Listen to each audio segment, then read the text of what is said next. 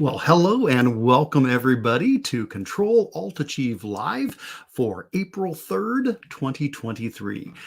Thank you so much for being here, whether you're joining live or whether you're watching the recording later. I appreciate you taking the time to be with me here.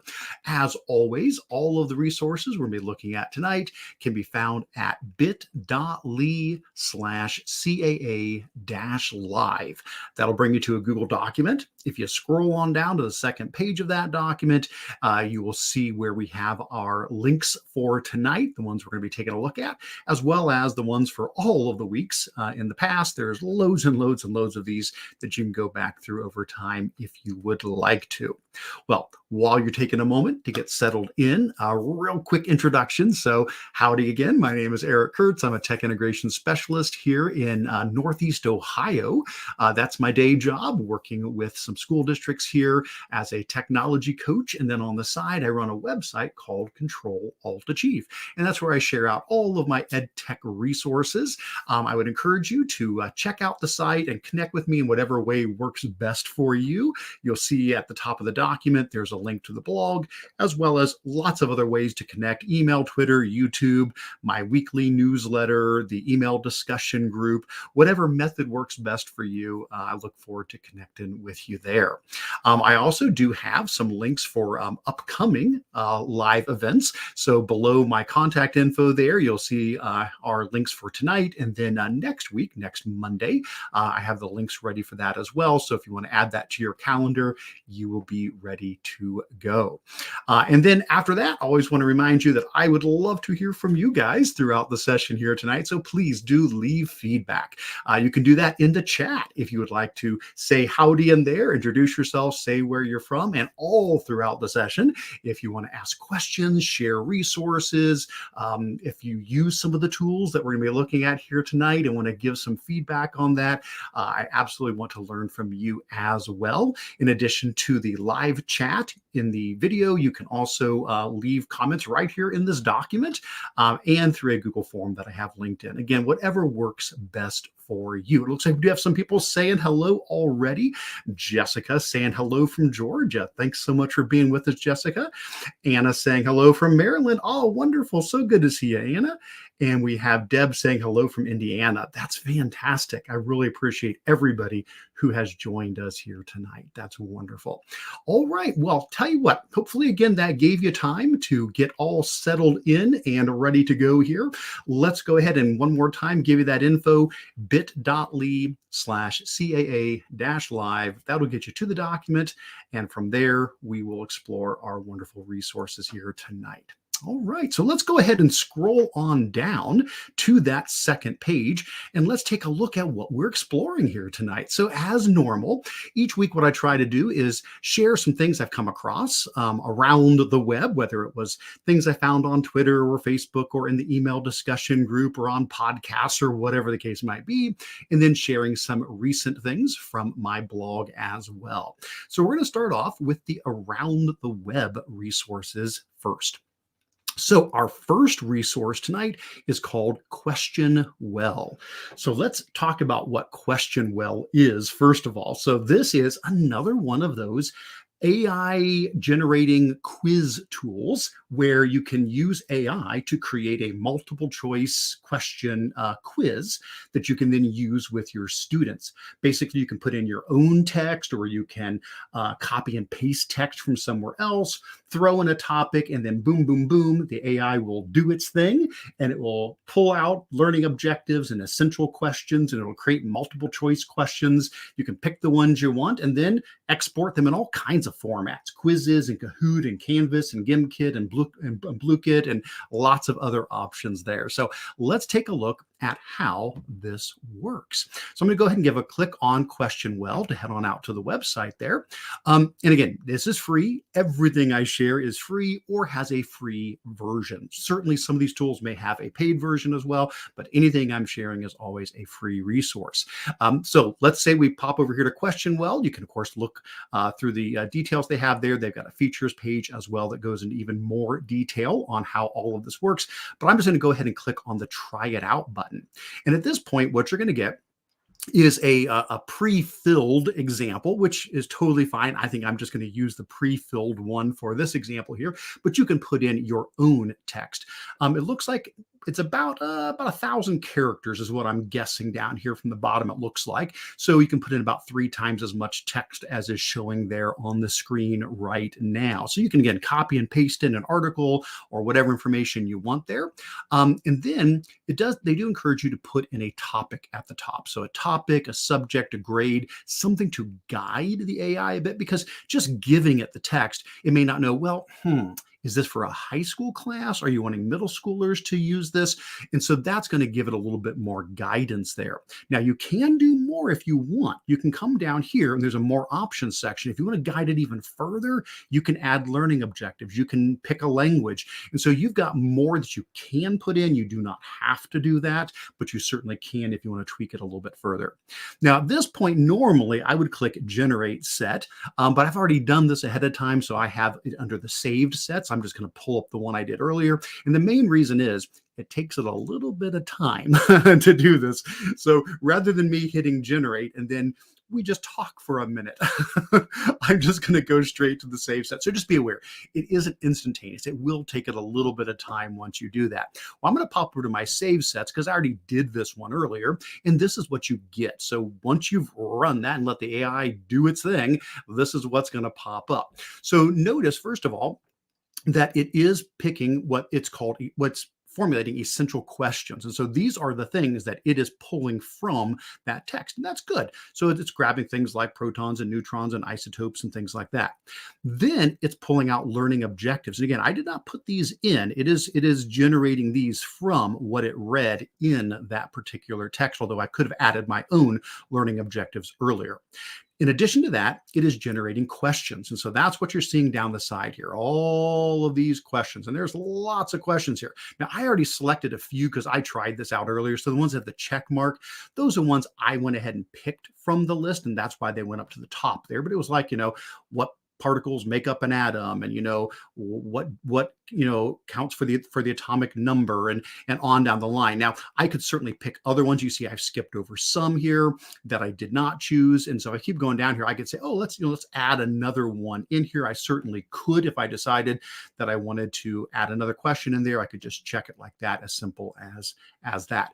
And so basically what it's doing, it is building my quiz that I'm going to want to generate. I think I've got like maybe 8 of them selected here at the moment. Now, of course, you can filter as well if you want to say, just show me the questions like, oh, I don't have anything that's dealing with the concept of energy levels, so maybe I better get one of those. So I could click there, and now that's going to say, well, Eric, these are the ones that deal with that. Maybe you want to add one of those in there. And so maybe I want to go ahead and make sure I've not missed any of these spots. Looks like I missed the periodic table section there as well.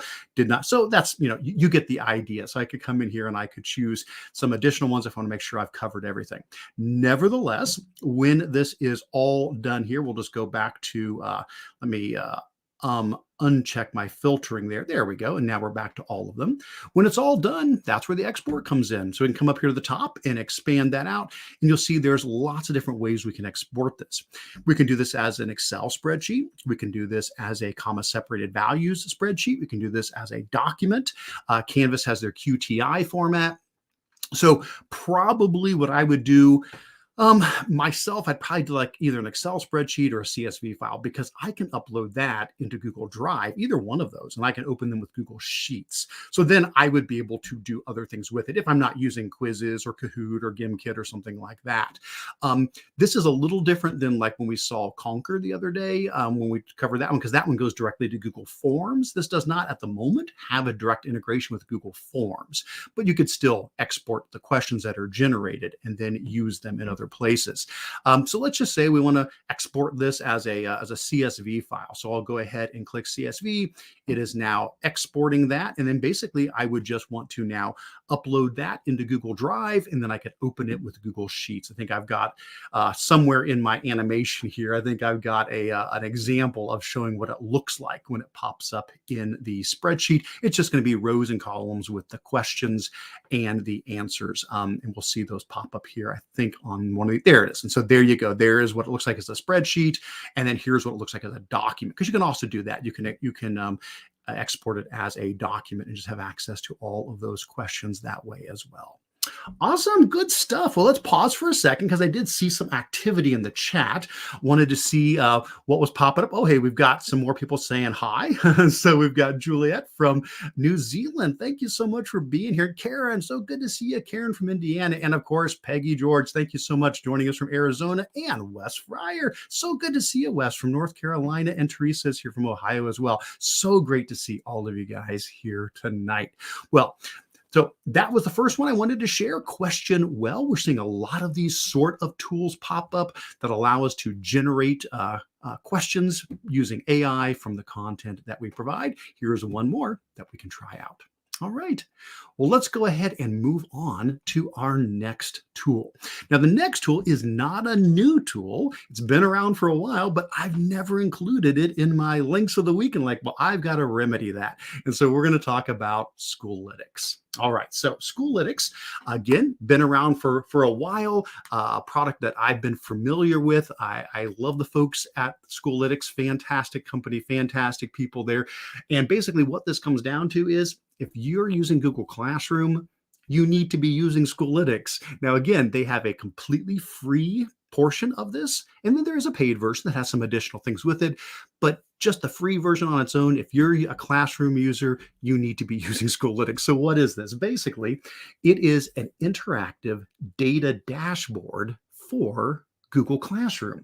So it allows you to connect for the free version up to 10 of your classes, and then you can get all kinds of amazing detailed reports, missing assignments, and engaged students, class data, trends, and more. We'll take a look at some examples here in just a second.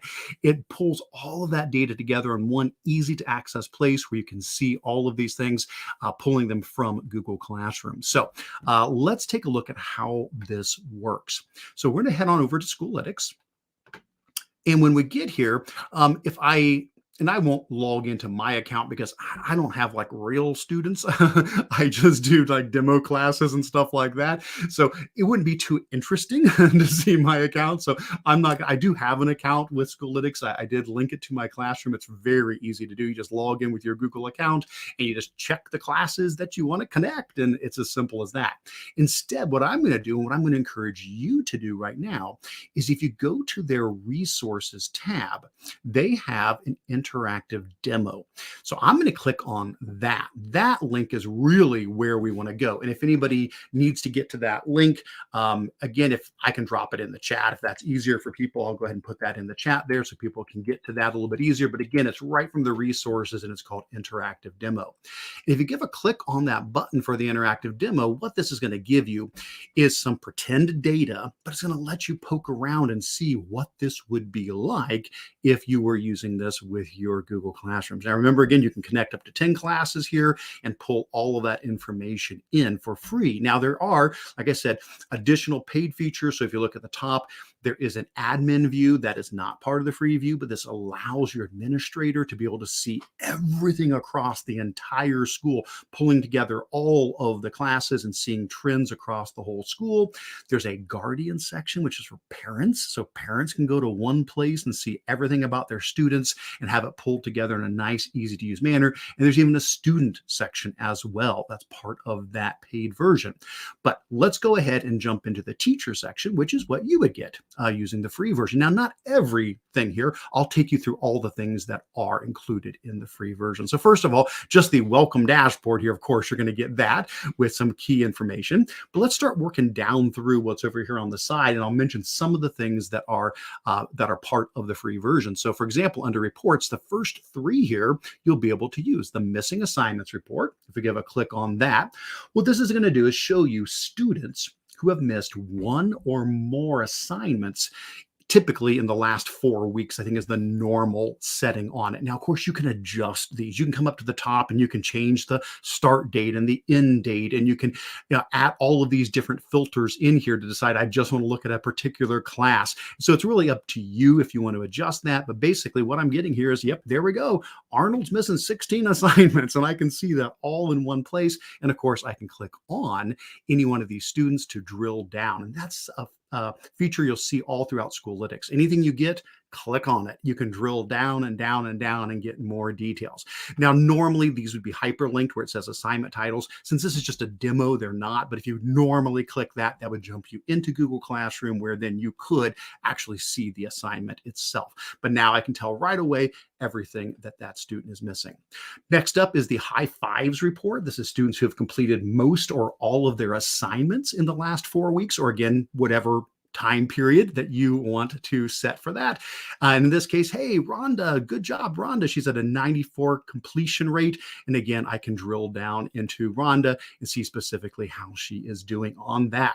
Then there's the assignments to grade report, which is going to give you a table of assignments that still need grading, which nice to be able to pull all that in one place and know exactly what you need to take care of. And again, you can drill down into each one of these very easily.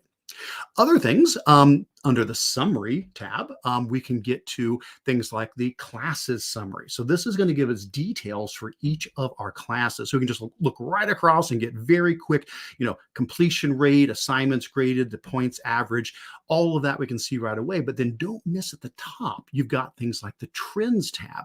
The trends tab is going to let you see graphically a trend of the scores within your classes, or the grade distributions tab, which will give you a real quick histogram breakdown there of the grade distributions in the classes.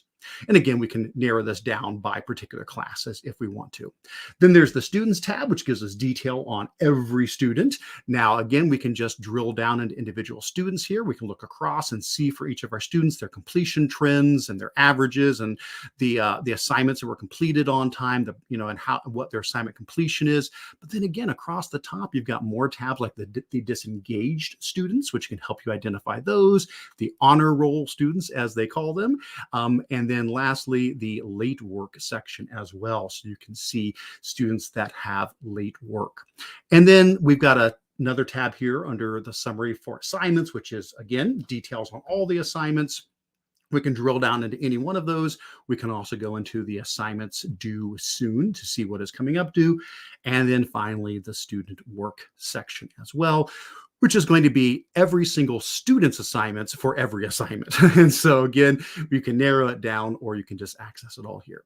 Now, again, everything I just showed you there, that's all free. That's just for up to 10 classes. Link them in and you are ready to go. So that in itself, if you're using Classroom, you need to be using Schoolytics. It's pretty much as simple as that. If you do want to investigate the other things in here, certainly in the demo, you can look at those and see if that's something that would be beneficial for your school as well. All right. Well, let's pause there for a second, because I did see some activity in the chat. Peggy saying that is really helpful. I agree. Absolutely. Jessica says, I was always curious to see what Schoolytics is about. Thanks for walking us through. Absolutely, Jessica. I'm so glad for that. Peggy said, is there a tab for students who have completed the missing assignments? Peggy, I'm not sure. Good question. Pretty much what I've shared with you is what my comfort level is with it. I'm not always positive exactly where every menu goes, but if somebody here tonight does have more details on that and would like to chime in through the chat, that would be fantastic. But I would say, definitely dive in there and start poking around and seeing what else is available. All right. Well, fantastic. Good stuff, guys. Let's go ahead and we will move on. All right, the last thing that I have from around the web is Chirr App. Now, this is a pretty quick one. We're not going to spend a lot of time on this one, but hey, every now and then I come across something cool. I just want to share it so that we can share along something that I found to be useful for me. So what is Chirr App? So basically, this is a free tool that is very useful if you're doing Twitter posts. Now, I'm still very active on Twitter, so this is a tool that is good for me.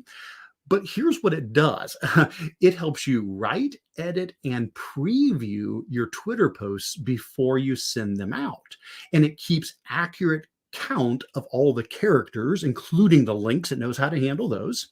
And it even provides hashtag autocomplete.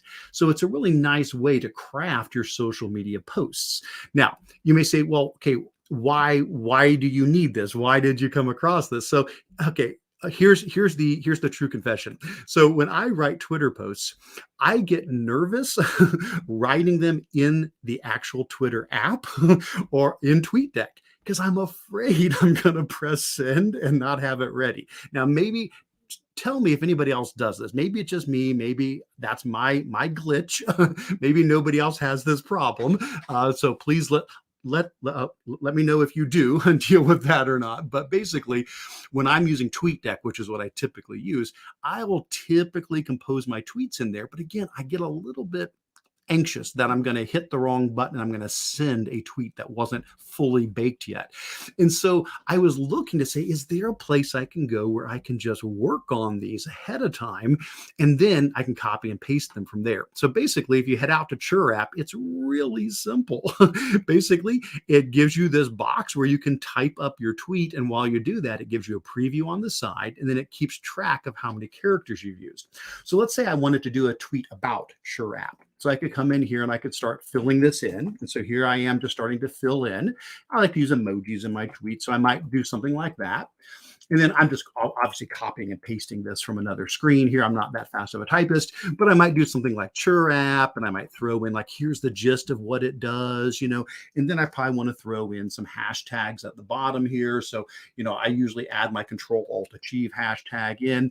But again, if I start typing in a hashtag like EdTech, it will even do, like a little preview fill here. So I could be like, oh, EdTech chat. Yeah, that would be a good one to use. Or if I started to do like, edu Twitter, it'll figure out that I was doing edu Twitter. Or if I'm doing like teacher Twitter or whoops, if I type, that would probably be helpful there. Teacher Twitter, that's another good one. And so I could start filling those in. Well, as I'm doing this, I'm noticing over here on the side that it's showing me my display and it's keeping track of my character count. And I'm like, oh no, I've gone over. So it's showing this would get broken into 2 tweets. You've used up all of your characters, the 280 in there. And so now I'd have to start thinking, okay, what am I going to do? And so maybe I would, take out one of these items that maybe is not as critical, say, well, still hasn't quite made it, so, maybe I need to, trim up a little bit more. So maybe I'll take off one of my hashtags. And basically I'm noticing as I go here, eventually, yeah, there we go. I got it down to 270 out of 280 characters. And again, it's handling the links properly as well, because Twitter takes every link and turns it into its own thing. And so it's handling all that properly. And I'm like, shoo, good. I like it. I'm happy with it.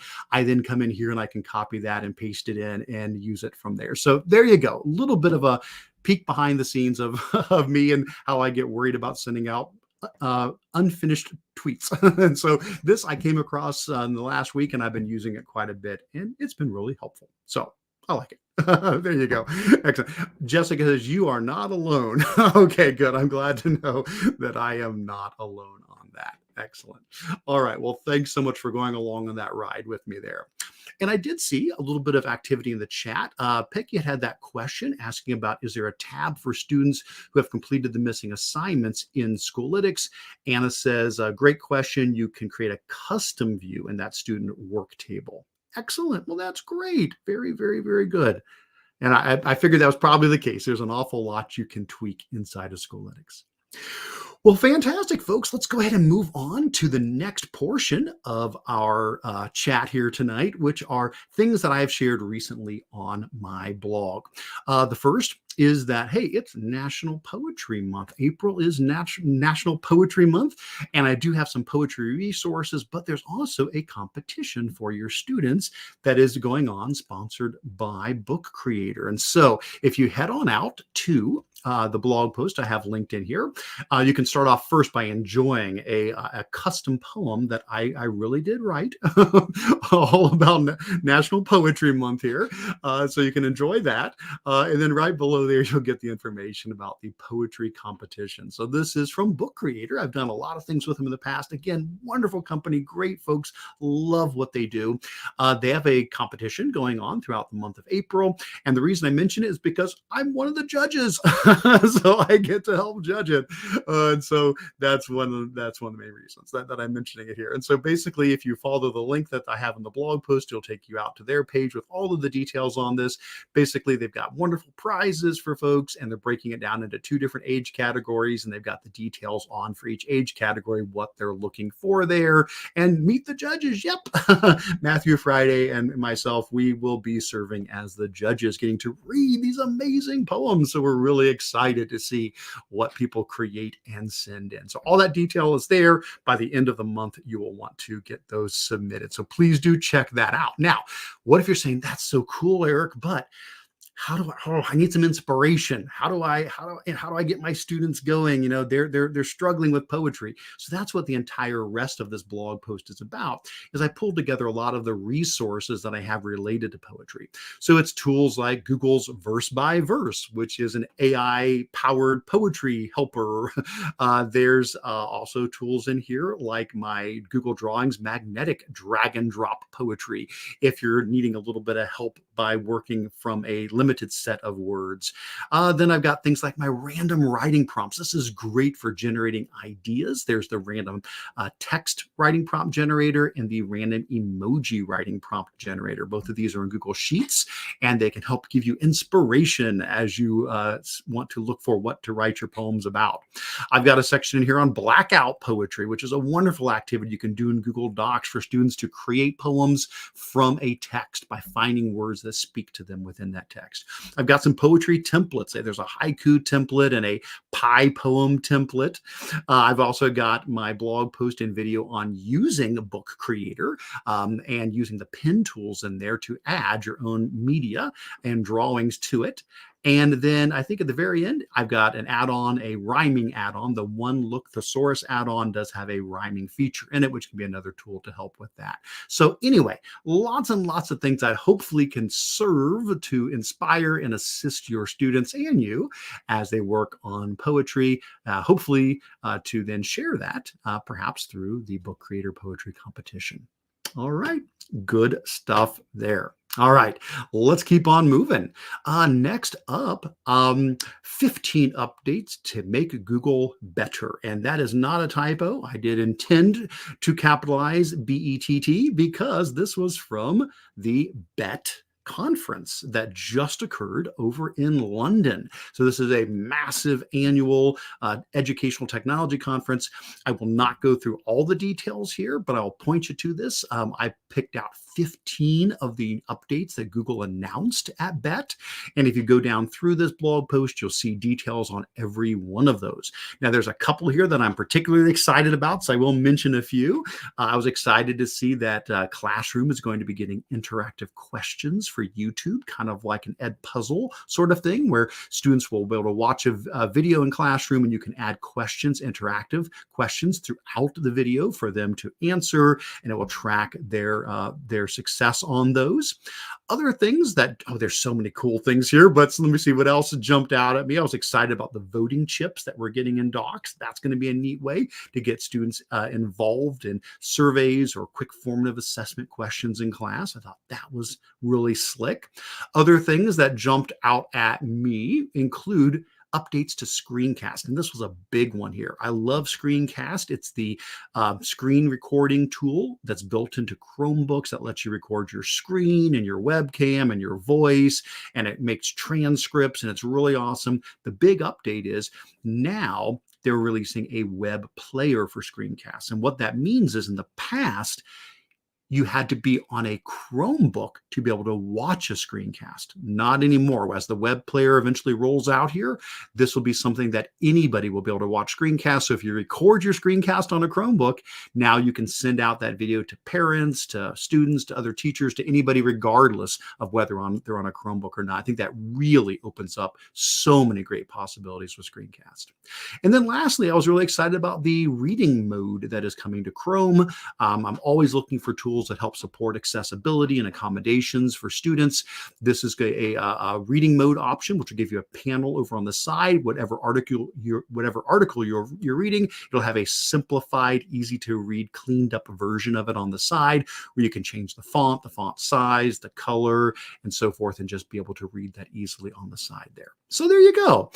check those out. I'd be excited to hear, what are you excited about? Which of those 15 updates are you most looking forward to? So feel free to chime in the chat if you've got some thoughts on that.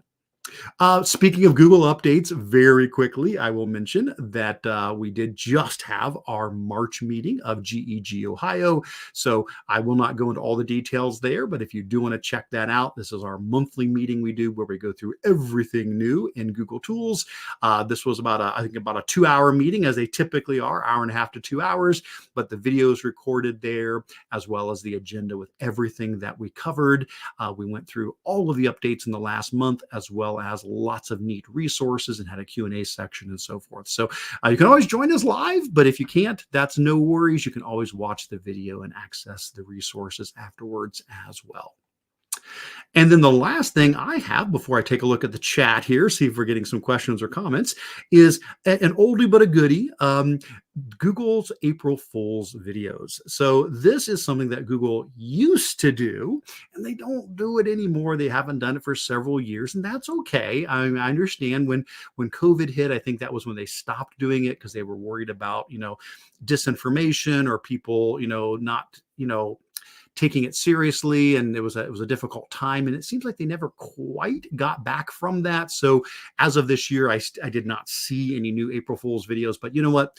The old ones are still there. So here's the point. Google used to do, every April Fool's, they would release videos for fake products or fake updates, and they are hysterical, and you can still access them. And I do have the links in here in the embedded videos for them. And I like to use these for trainings. When I'm doing a training on some tools, it's fun to pepper these in.